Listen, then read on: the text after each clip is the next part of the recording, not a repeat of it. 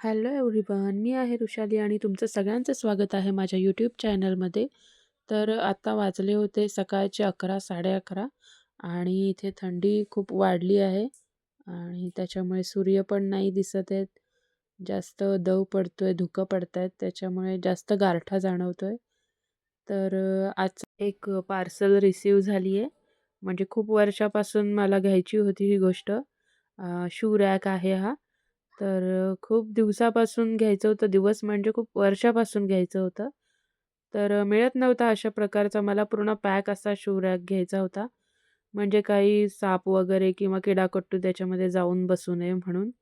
आमच्या इथे जरा सापांची जास्त भीती आहे, त्याच्यामुळे मला अशा प्रकारचाच घ्यायचा होता, एक कपाट टाईप. तर शेवटी तो मी ऑर्डर केला आणि 2 ते 3 दिवसात तो मला रिसीव्हसुद्धा झाला. आता त्याचं सेट करायचं काम, लावायचं काम चालू आहे आणि खूप छान मटेरियलसुद्धा छान आले. सेलो कंपनीचं मागवलं होतं. इथे आम्ही सगळेजण ते लावत होतो. म्हणजे मी, माझे मिस्टर आणि मनू, चिऊ देखील मध्ये-मध्ये येत होती. तर तेच काम चालू.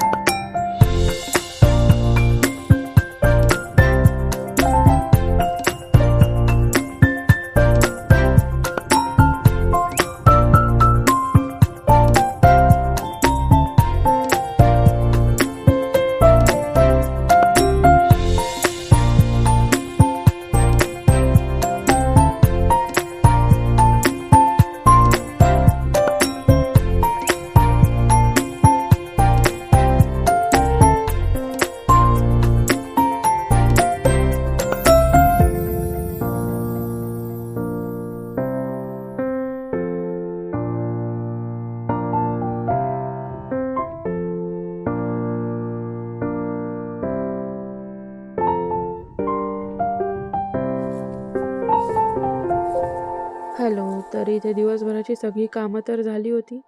पण मुलांनी इथे हॉलमध्ये एक वेगळं काम वाढवून ठेवलं होतं. जे काही देऊ ते इकडे-तिकडे पसरवत होते, सगळा पसारा काढत होते आणि तेच चालू होतं.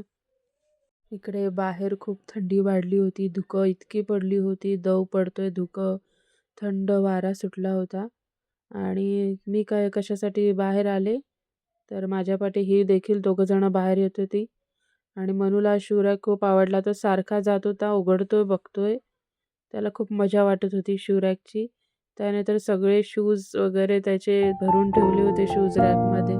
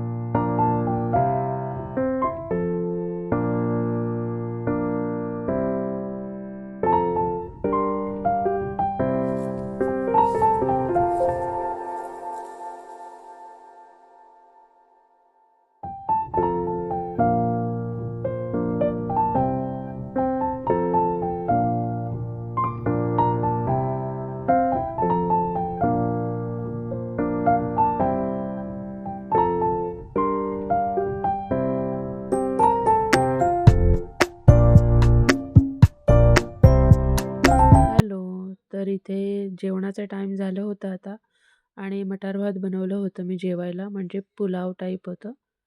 तर इथे मान्विकचे पप्पासुद्धा जेवायला आले होते. मग म्हटलं आपण पण जेवून घेऊया, कारण नंतर हे दोघंजणं जेवून देत नाही.